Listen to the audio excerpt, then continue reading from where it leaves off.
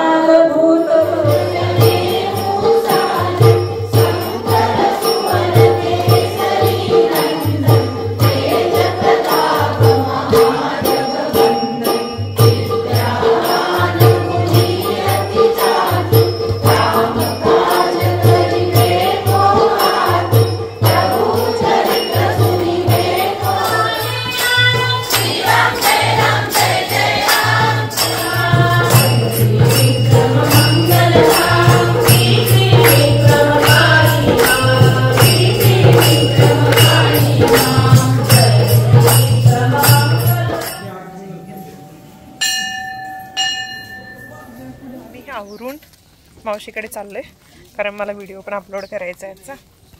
Plus राजनंदिनीचं पहिलं step मावशीच्या घरी, मावशी आश्चर्यचकित होणार। अचानक छान, आई छान झालं की नाही सगळं, कीर्तन वगैरे मस्त झालं। आता कीर्तन चालू होणार आता, हा 12 वाजेपर्यंत मी आता घरी जाऊन येणार परत। आता रांगोळ्या, इथून रांगोळ्या सगळे हे वगैरे लावलेत। ते मी आणि आमची राजनंदिनी घरी आलो, अंकलनी मला आणि राजनंदिनीला घरी सोडले, राजश्री थांबले मावशीकडे। आता थोड्या वेळानं जे तुम्हाला आठवते का, मी 3 साड्या दिल्या होत्या प्रियाताईंच्याकडे, धागा इन्स्टिट्यूट, आणि त्यांनी ते ड्रेस तयार झाले, तर ते ड्रेस आज त्या पाठवून देतात। राम नामाचं जयघोष सुरू होतं ना, म्हणजे लिटरली ते पूर्ण हनुमान चालीसा, रामरक्षा, आणि त्याच्यानंतर जय राम श्रीराम जय जय राम, हे एवढं भारी, म्हणजे वेळ कसा गेला समजला नाही। आणि मला 15 मिनिटं बसता येत नाही एका जागी, मी तिथे 2 तास बसले, बरोबर 1.5 ते पावणे 2 तास बरोबर बसले मी, काहीच त्रास। जांभळी साडी जी दिली होती ताईंच्याकडे, तर त्यांनी अशा प्रकारचा पॅटर्न मला शिवून पाठवलेला आहे। आणि आता तरी माझ्याकडे काहीच नाहीये जास्त, साडी पण होती, ते ब्लाऊज पण पूर्ण ढिला झाला होता, म्हटलं आता काय घालू, मग बरोबर त्यांनी वेळेत पाठवले। तर हा ड्रेस घातलाय त्यांनी, पॅटर्न असा दिला होता, प्लाझो वर जॅकेट आणि आतमध्ये क्रॉप टॉप, तर छान झालंय। आता मी पटकन तयार होते, छोटासा मेकअप लुक तुमच्याशी शेअर करते आणि मग निघूयात आपण। तर आता तुम्ही फेस बघताय, रात्रीचं एकतर कधी कधी झोप होत नाही, आणि आपल्याला असं होतं की सेलेब, जसं इथे तुम्ही साईडला इमेज बघताय, तर त्यांचा ग्लो जो आहे तो कसा काय टिकून राहतो, कोणतं एखादं प्रोडक्ट असं वापरतात, तर असे काही प्रोडक्ट्स त्यांचे वापरलेले असतात ज्याच्यामुळे त्यांचा मेकअप जो आहे तो लॉंग लास्टिंग राहतो। ते प्रोडक्ट खूप महागडे असतात, मग आपण काय करू शकतो, अशामध्येच काही अफोर्डेबल प्रोडक्ट बघतो, ज्यामध्ये हा आहे NYBayचा shimmer glow fixer pink diamond, हा सेटिंग स्प्रे, जो की तुम्हाला तुमचा मेकअप लुक अगदी glowy, dewy and long lasting बनवतो आणि प्लस मॉइश्चराईज सुद्धा करतो। तर मी जे माझं सनस्क्रीन आणि मॉइश्चरायझर आहे ते अगोदरच मी अप्लाय करून घेतले, स्किन केअर रुटीन जे आहे, त्यानंतर मी हा शिमर सेटिंग स्प्रे जो आहे तो अगोदर एकदा फवारते। आता तुम्ही बघताय चेहरा थोडासा डल वाटतोय, कारण धावपळ आणि हे याच्यामुळे।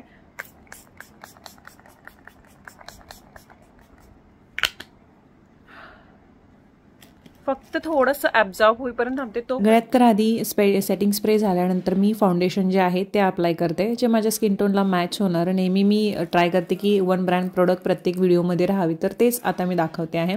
फाउंडेशन अप्लाय झाल्यानंतर मी त्याच्यावरती सेटिंग पावडर जी आहे ती यूज करते आहे। तुम्ही सेटिंग पावडर यूज करण्याच्या आधी परत एकदा शिमर सेटिंग स्प्रे मारू शकता, जर तुम्हाला ग्लोवी ड्यूवी अजून लुक हवा असेल तर। त्यानंतर मी आयब्रो सेट करून घेते आहे। आयब्रो सेट केल्यानंतर मी काजळ लावते आहे। सगळ्या प्रोडक्टची लिंक मी देईन आणि प्रोडक्ट टॅगसुद्धा करून देईन, चेकआउट करायला विसरू नका तुम्ही। त्याच्यानंतर मी काजळ अप्लाय केल्यानंतर लिपस्टिक जी आहे जी ह्या ड्रेसला सूट होईल अशी लावलेली आहे. त्यानंतर परत एकदा हा मी NYBचा शिमर सेटिंग स्प्रे जो आहे तो अप्लाय करते. त्यामुळे मेकअप लॉंग लास्टिंग राहील, ट्रान्सफर प्रूफ राहील आणि त्यासोबतच इंटॅक्ट राहील. अगदी पूर्ण कुठलंही तुम्ही ओकेजन असेल त्याच्यासाठी तुम्ही करू शकता. अगदी ग्लोवी ड्यूवी असा मेकअप दिसतो. त्यानंतर मी टिश्यू पेपरने माझ्या चेहऱ्यावरती लावून दाखवते की कोणता मेकअप येतो का. काहीच येत नाही आहे कारण ट्रान्सफर प्रूफ मेकअप झालेला आहे. अजिबात मेकअप बाहेर येणार नाही. अगदी खूप तासांपर्यंत असाच हा इंटॅक्ट राहील कारण मी आज पूर्ण दिवसासाठी बाहेर आहे. प्रोडक्ट सगळे टॅग करून देईन. तुम्हाला मेकअप लॉंग लास्टिंग हवा असेल नक्की शिमर सेटिंग स्प्रे वापरायला विसरू नका कोणताही मेकअप करताना, जसं मी सांगितलेलं आहे. काही ट्रिक पण मी ह्याआधी तुमच्याशी शेअर केलेल्या आहेत. त्यानंतर राजश्री म्हणाले की सागरवेणी घाला. मी सागरवेणी म्हणतो किंवा आपण फ्रेंच ब्रेड असं सुद्धा म्हणतो. मी कॉलेजला असताना म्हणजे 11वी-12वीला असताना केस थोडे असे होते लांब, तर मी नेहमी हीच वेणी घालायची. मला खूप भारी वाटायचं आणि स्वतः वेणी घालायला सुद्धा अगदी सोपी आहे आणि खूप छान उठून दिसते. लांब केस असतील आणि थोडा वॉल्यूम असेल केसामध्ये तर ही वेणी इतकी मस्त दिसते ना, मला तर प्रचंड आवडायची. आता मी परत ही वेणी अशी घालायला सुरुवात करणार आहे, पण इतका वेळ मिळत नाही म्हणून मी फक्त एक क्लिप लावते आणि सोडते. कारण राजश्री म्हणायला लागली केस पण तिचे कसे सारखं ऑइल यूज करून ऑइली झालेत म्हणायला लागले. क्लिप पण लावता येणार नाही एवढी व्यवस्थित, त्याच्यामुळे तू वेणी घाल. मग मी नीट घालत होते. कधीतरी मी तुम्हाला स्पेशल याच्यावरती व्हिडिओ करून दाखवेन की ही फ्रेंच ब्रेड आपण सिम्पली कशी घालू शकतो ती. तर इथे तयार झाले मी आणि आता मी निघतो. तर मावशीचा फोन आलेला आणि लवकराने अक्षता ज्या आपल्याला सगळ्यांना मिळालेल्या आहेत घरोघरी, तर त्याही घेऊन यायला बोलवले तिनं की तिथे टाकायच्या आहेत म्हणून. तर चला. आपल्या कोवड गावामध्ये जणू काय दिवाळी आहे असा आपल्याला उत्सव साजरा करायचा आहे आणि संध्याकाळी 8 वाजता, आज रात्री 8 वाजता पुन्हा राम मंदिरामध्ये आरती होईल आणि पालखी सोहळा होईल. माननीय अशोकदादा याचं नारळ श्रीफळ वाढवलेलं आहे. मान्य अशोकदादाने श्रीफळ वाढवायचं आहे अजून. सचिन पवार, राजश्री आणि विनायक ठिकाणी यायचं इथं.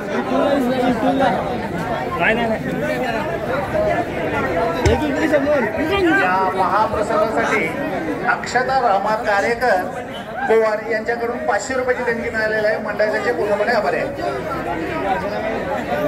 युट्यूबला दिसणारी या समोर सौभाग्यवती धनश्री सचिन पवार आणि विनायक कोले यांचा या ठिकाणी सत्कार आयोजित केलेला आहे. मीरा चंद्रकांत वांद्रे यांनी त्यांचा सत्कार करायचा आहे. या मंडळासाठी दाखलू नरसू वांद्रे यांच्याकडून 200 रुपयाची देणगी मिळाली. मंडळ त्यांचे पूर्णपणे आभार आहे.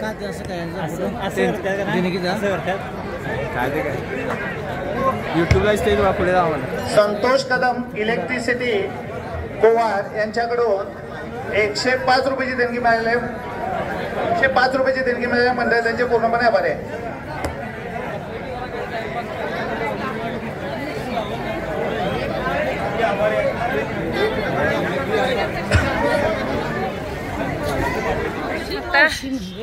आई आणि मी दोघी पण चालले. राजश्री पुढे गेली, मला थांबवून घेतले.